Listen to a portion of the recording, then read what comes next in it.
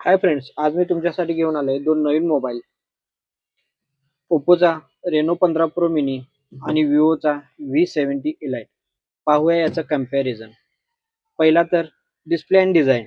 डिस्प्लेमध्ये बघायला गेला तर ओप्पोचा डिस्प्ले आहे तुम्हाला 6.32 इंचचा कॉम्पॅक्ट साईजचा डिस्प्ले, तर विवोचा आहे तुम्हाला 6.59 इंचचा मोठा डिस्प्ले. कॉम्पॅक्ट, हँडफुल आणि प्रीमियम डिझाईन असल्यामुळं ओप्पोचा मोबाईल आहे बेटर.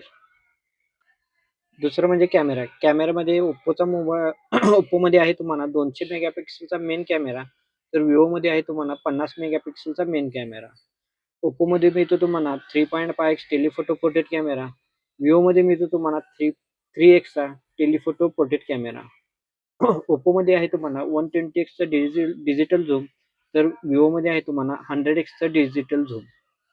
ओप्पोमध्ये मिळतो तुम्हाला 100 फील्ड ऑफ व्ह्यूचा 50 मेगापिक्सेलचा कॅमेरा, तर विवोमध्ये आहे तुम्हाला 92 फील्ड ऑफ व्ह्यूचा 50 मेगापिक्सेलचा कॅमेरा. जर तुम्ही व्हिडिओ क्रिएटर असाल तर ओप्पो तुमच्यासाठी बेस्ट आहे, कारण त्याच्यात दिलेलं आहे तुम्हाला 4K HDR 60 FPS video recording, ज्याच्यामुळे तुम्ही सिनेमॅटिक व्हिडिओग्राफी करू शकता.